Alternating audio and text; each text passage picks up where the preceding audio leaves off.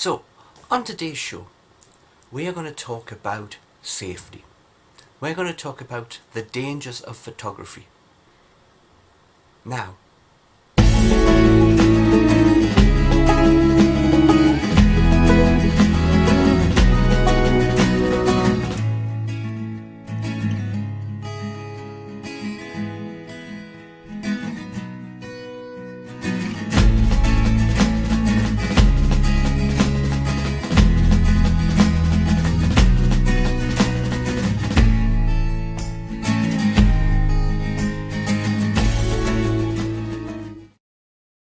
hello and welcome to David Photography.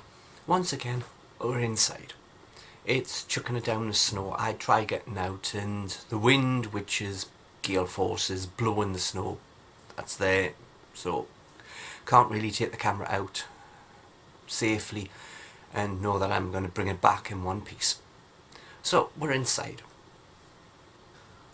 We've all seen the big helicopter crash in America, where 5 photographers got killed.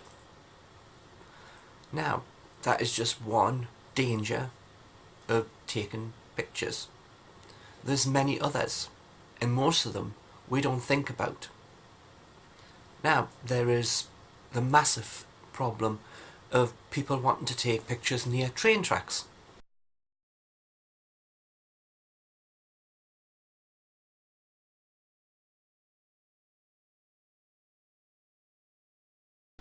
Now, in America, there was 274 deaths last year from people on train tracks. Probably most of them are people who are photographers going out to get it. It is fine to use a disused line where trains don't go down, but to use a main line is rather stupid. And everywhere around the world, people get killed on train tracks because they don't take notice that the train's coming. So, we have to take some responsibility when we go out to take pictures. There is loads of dangers in many places that we go. Taken for an instance, that in street photography, you could take a picture of someone and they could get really angry and attack you. Probably pretty rare, but it doesn't say it can't happen. It doesn't also say that if you go to a sporting event, that whatever object they're using in the sport, whether it's a football, a basketball, a hockey puck, whatever, or even a hockey stick, could hit you if you're close to the action. So there you go, you have a number of things that you have to think about. What precautions are you going to take against where you're going? Continuing on with what you can go to, there's motor racing events. Now, I'm sure you've all seen in rallycross how everyone comes onto the road, and then when the cars come towards, they all dash to the side to make room for the car.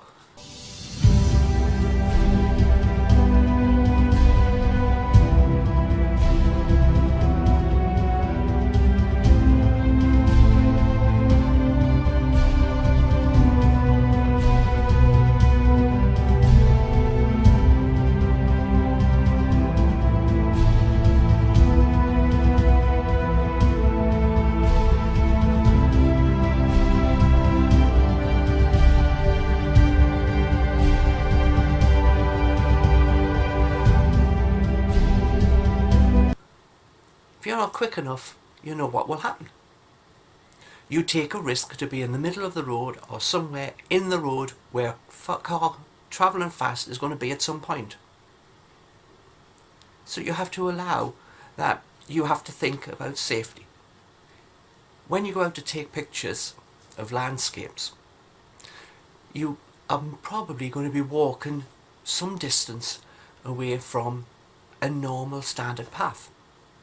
Maybe climbing over rocks, or maybe going to places where you're standing on the top of a mountain and there's a big sheer drop. You have to think of safety all the time. And the number of times that I've seen videos where people have gone out in bad weather, driven their cars down icy, snowy roads, to get to a location and then walking in deep snow, you have to think. If you're going by yourself, this isn't really a very good idea. If you're going to a snowy place, the roads are icy, there's snow on them, you haven't had anyone come in greater or drive down the road, so therefore you are the first car on it. You don't know how much ice is underneath the snow that's just laying, so therefore you have to drive in a sensible manner. You have to have a car that can handle possibly sliding and getting stuck. Now, there is videos showing. I don't want to drop names, so somebody with a camper van went down a road and then on the way back got stuck. No matter what your vehicle is, there is certain roads in certain conditions where you just won't get grip at all, no matter whether you're four-wheel drive, four-wheel steer or what. So you have to think, is the weather really too bad to go out? Now, I tried to go out today. I tried to go and do a video outside, nearby. There was a few flecks of snow coming down, but I thought, well, that's not too bad. Until I got more into the open near where I was, and then the wind, which is strong, picked up and started throwing the snow into my eyes. And I'm going, there's no way I can take pictures. There's no way I can do a video in this weather to show you things. So therefore, I'm here instead. I took the point that the camera will get wet, the snow's going in my eyes, and how enjoyable is that?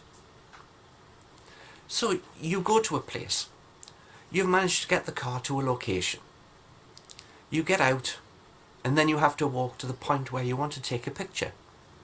At this point, you are then maybe walking in deep snow.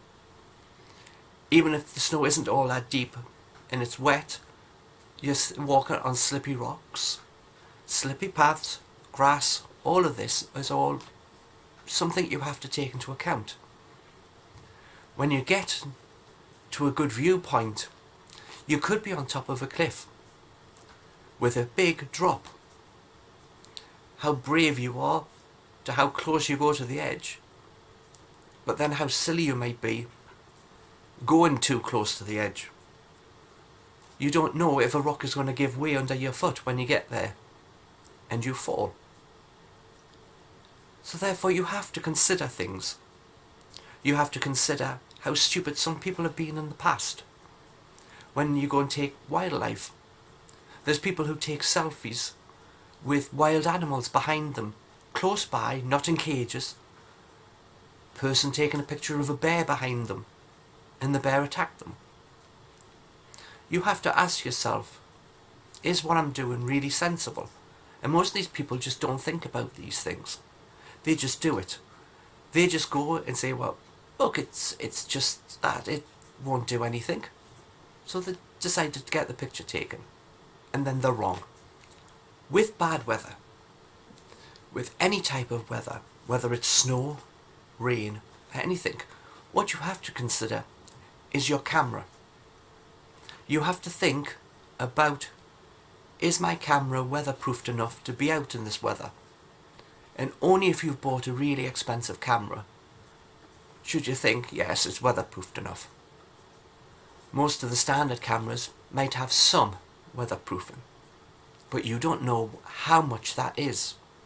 You don't know how much weather it can take before it's not going to work anymore. And if you break your camera just because you went out because it was raining or snowing and doing something like that, then how happy are you to spend that money again to buy a new camera, to replace the one that you broke because you went out in bad weather? Then you're down to the most simple thing. How enjoyable is it going out in really bad weather?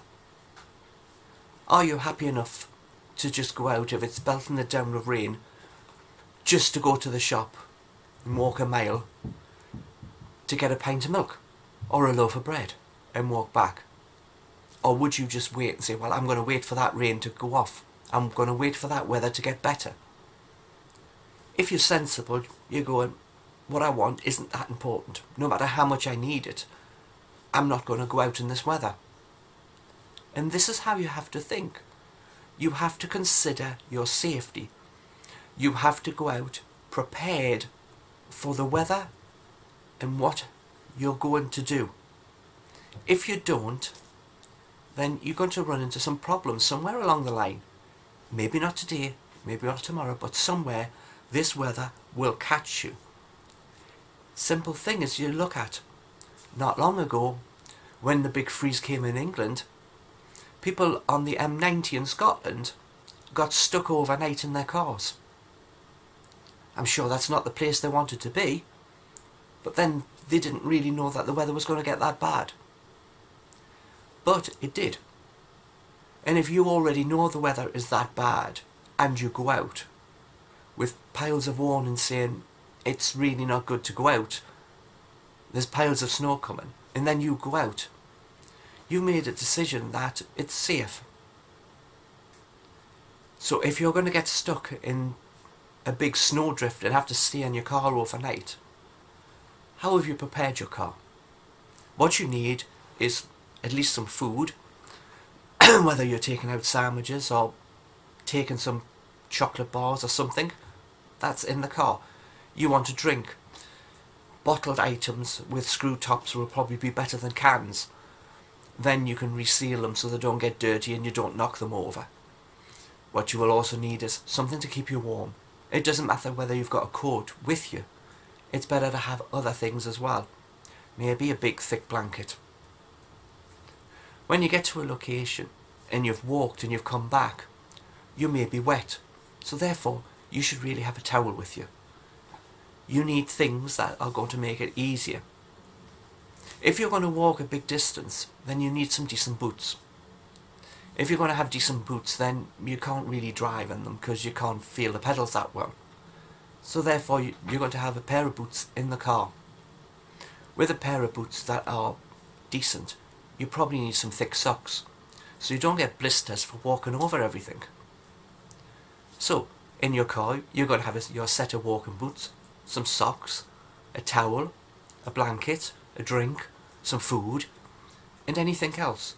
But you have to think, does my phone work where I'm going? There's many places in England as well as around the world where phone signals are pretty poor. If you lost signal, how can you ask for help if you do need it? How do you know how long you're going to be in the car for? But you've accepted that it's bad weather and I've come out, and now you're stuck. Maybe what you should do is, when you go out, see how bad it is first. How far can you get before you go, the car's starting to slip? Is this really a good idea? Are the roads blocked with other cars that are broken down or just not gone any further and given up? Is the snow thick? Is it high? Is the snow coming back onto the road even though it's just been cleared off the road? All these things should be telling you that it isn't really safe to come out. People chase storms. People want to get close to a storm to get a picture of it. But once again, you are putting yourself in a danger. You're putting yourself on purpose in a place where you can come to some harm. This is everything. You have to take notice. You have to carry the right safety equipment. You have to be prepared. You have to be satisfied that whatever you're going to do, you're happy if your equipment gets damaged or broken completely. You have to think, what dangers is there from what I'm doing? Now, I have seen quite a number of videos, and probably you have as well, from other photographers on this channel. Ones who have went out in deep snow, and I'll say there's one person that went out in deep snow. I watched the video when he spent quite a lot of his time falling down, because the snow was that deep, and there was just no grip for him to get. but he decided to go out. And everyone who's watching says, well, if he can do it, then I can do it. So I'll go out in the bad weather. I'll go out in the deep snow. I'll go out when it may be minus 35. But that is a wrong decision. It is a wrong decision if you're not prepared. Now we look at everything that's happened. Look at everything that turns up on any of the channels where there's been an accident, where a photographer's done something, or where a photographer said, well, I went there and I slipped down that bank. It doesn't have to be snow. It doesn't have to be any bad weather. It could be in the summer, but you could have had a big downpour of rain. You're going to go and take a picture of a waterfall or something, and there's a big steep bank. You decide you can get down the bank. And I've seen a number of videos where people have gone down really steep banks, and yet you don't think about, I might be able to get down, but how easy is it going to be to get back up again? Sometimes a lot more harder than it is going down. So, before you go out in any type of bad weather, you must decide for you, is this something I want to really do? Now, I know this is not a cheerful video. It's not meant to be. I know that in the end, you'll go out if you want to go out. But hopefully, you'll just think about what you're doing and just take the right steps to make sure that you're safe. So, thank you for watching. See you next time.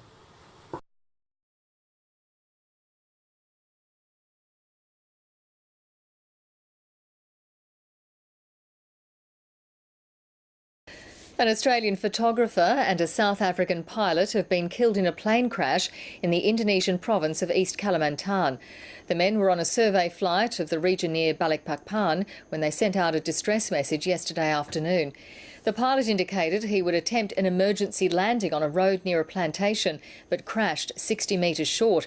The company, Suzy Air, says it's grounded 6 other similar aircraft while an investigation is underway.